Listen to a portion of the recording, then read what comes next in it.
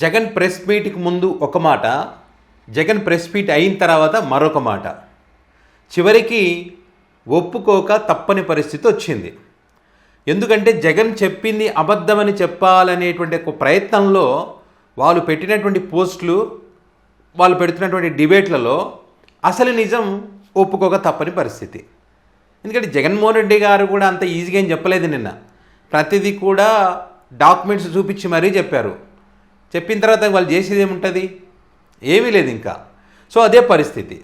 So ఏ రకంగా ఒప్పుకునే పరిస్థితి వచ్చిందనేది చూద్దాం. ఇప్పుడు జగన్మోహన్ రెడ్డి గారు ఏదైతే మొన్నటిదాకా గూగుల్ డేటా సెంటర్ అంటూ వచ్చారు.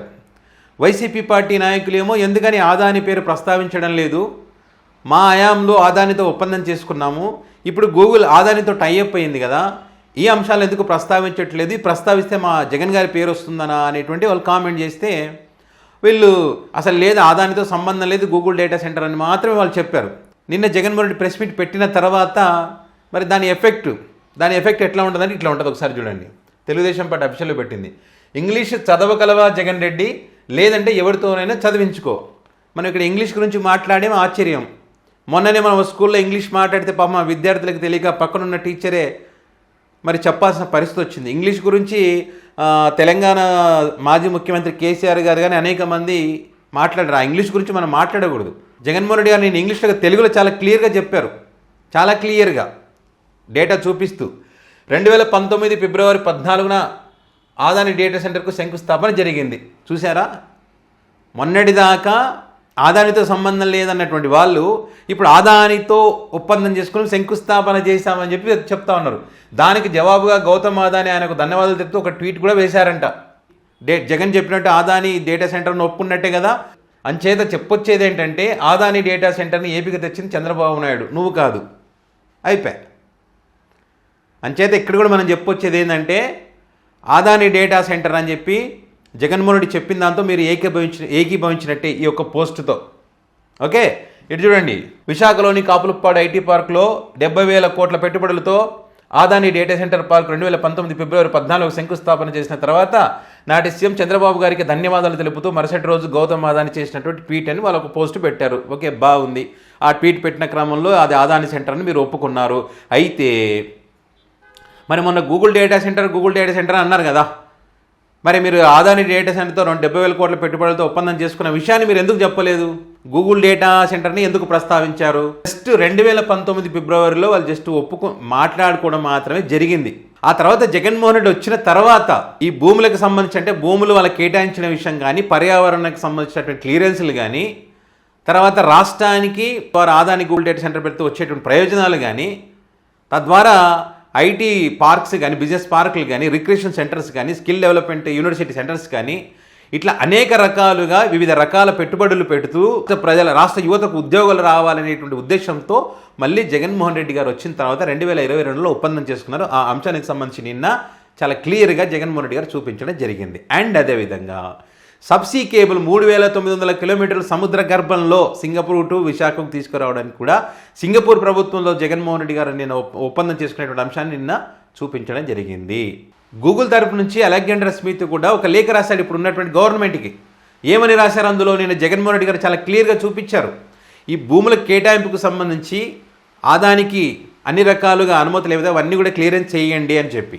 దీని అర్థం ఏంటి? ఆదానితో గూగుల్ ఒప్పందం చేసుకుందనే కదా.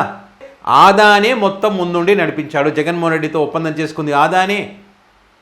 ఆ తర్వాత సబ్సీ కేబుల్కి సంబంధించి తీసుకొచ్చింది జగన్మోహన్ రెడ్డే, పర్యావరణ అనుమతులు జగన్మోహన్ రెడ్డే, ఈ భూములు కేటాయించడం జగన్మోహన్ రెడ్డే, మొత్తం జగన్మోహన్ రెడ్డే చేశారు.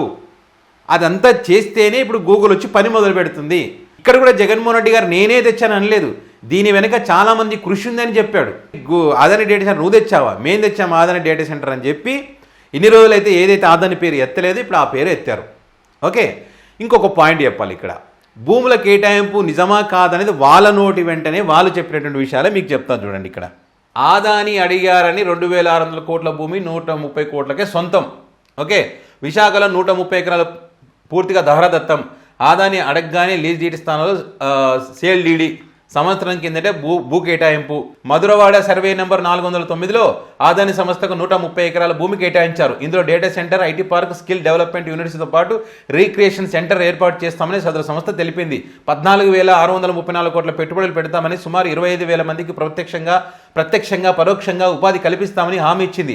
భారీ పెట్టుబడి అంతే భారీగా ఉపాధి కల్పనకు ముందుకు రావడంతో రాష్ట్ర ప్రభుత్వం ఎకరా ₹1,00,00,000 ఇచ్చింది. వాస్తవానికి అక్కడ ఇప్పుడు ఎకరా 20 కోట్ల పైనే ఉంది. అంటే దాదాపుగా 2,600 కోట్ల విలువైన భూమి 130 కోట్లకే ఇచ్చారు.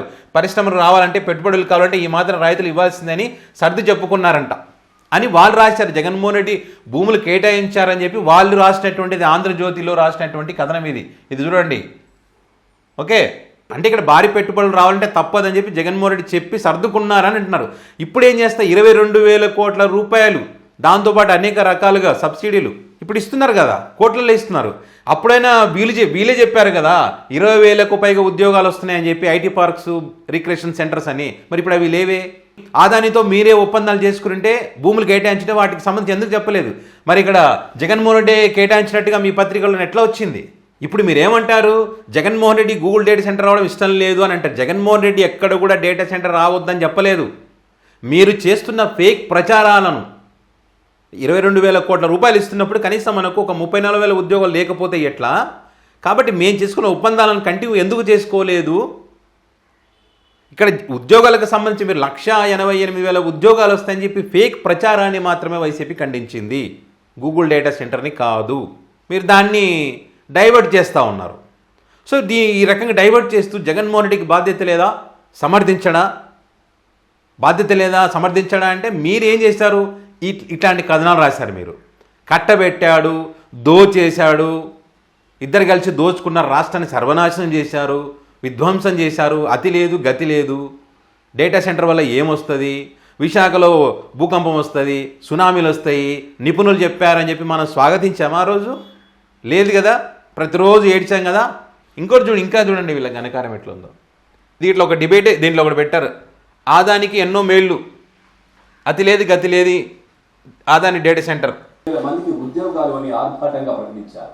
భూమి కేటాయించి 3 ఏళ్లే, శంకుస్థాపన చేసి 6 నెలలు దాటింది. కొండపైకి రహదారి కూడా నిర్మించారు. అయితే ఇప్పటికీ అక్కడ శంకుస్థాపన చేశారన్నారు, భూములు కేటాయించి జగనే అని చెప్తా ఉన్నారు.